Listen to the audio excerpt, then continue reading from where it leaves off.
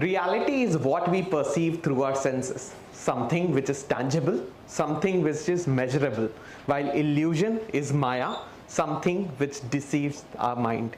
If you look at life, life is at the intersection of reality and illusion. I have this condition called retinitis pigmentosa, which is a degenerative condition in which sight keeps on going down as age progresses. It's actually a play between illusion and reality, or better said, an illusion of reality.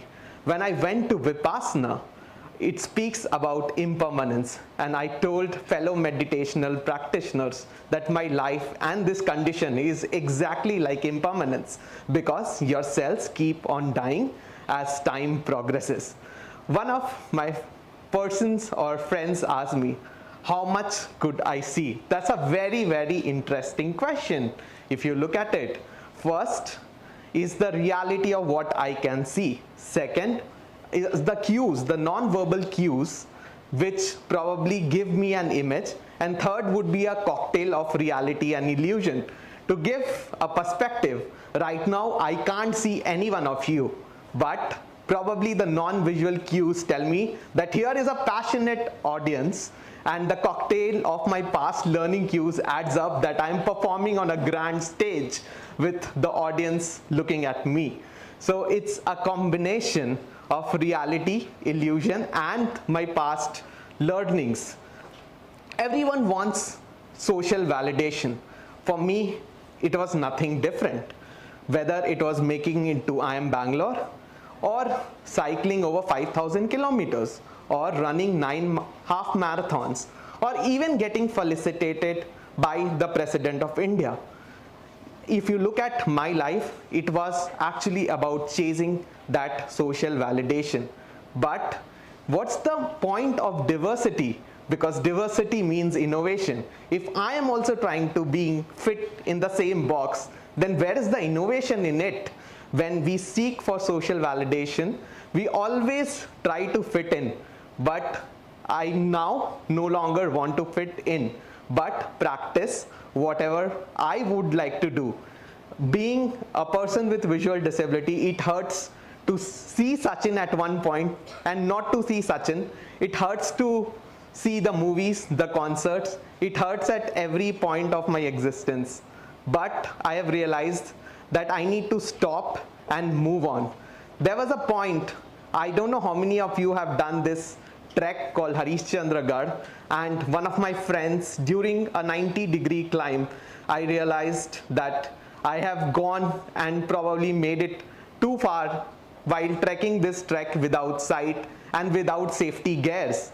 Sometimes there is a very, very thin line between foolishness and bravery. Considering my eye condition, I realized how fool I was to do that trek, because I could have definitely lost my life there. My parents have been an embodiment of hard work as well as trying to undo this reality of my condition. They have given up their favorite food in a local temple, which said that probably my sight would come back if they give their favorite food. I don't question their sacrifice, but you could always imagine a child having that pressure from their parents because of this sacrifice.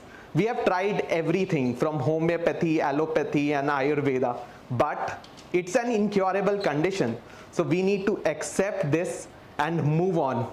My parents and me took more than 30 years for this acceptance of my condition, because we always want to change the status quo. But instead of that, the idea is to work on things which were in my control. So I started working on the computers and made technology my friend. I always believe in technology more than God. And I started working with softwares on my smartphone as well as computers. And that enabled me to live an independent life in terms of traveling or working. That is how I started the livelihood platform for people with disabilities. And here probably the magic lies in realizing that focusing on things which are in your control and which probably you can do something about, but not worrying about things which you are losing out. Tandem bike gives me one of the greatest joys. Why? I've cycled over 5,000 kilometers from Manali to Khardungla to almost every place in Maharashtra on that tandem bike. And why? Because it's the very closest to riding a two-wheeler in a safe manner. I went with the head of Southern Command, and right now I'm flooding my eyes with visual memory of all sorts, because when I would not have the vision, at least I would have these memories in my mind that probably would finally create the image for me. This memory is something which no one can take from me, and that is what I'm trying to work on in the next 10-15 years of my life. I have realized that, like Vipassana and like how Buddha says, that look at life, if you look at again in general in life, where people say that this glass is half full and not half empty, Buddha tells you a different story. He tells you that look at this glass as already broken, because one day this glass will break. Same here is with my eye condition, which actually makes me remember about this impermanence, but also gives us and me this responsibility to focus on the illusion and create these images which I want to. You can alter your mind and focus on things which are in your control, and at the end it's about living in the richness and generosity of this world and leaving the rest. Ultimately, I think it's on you to choose what illusion you would like to make and change your own reality, as I did. Thank you.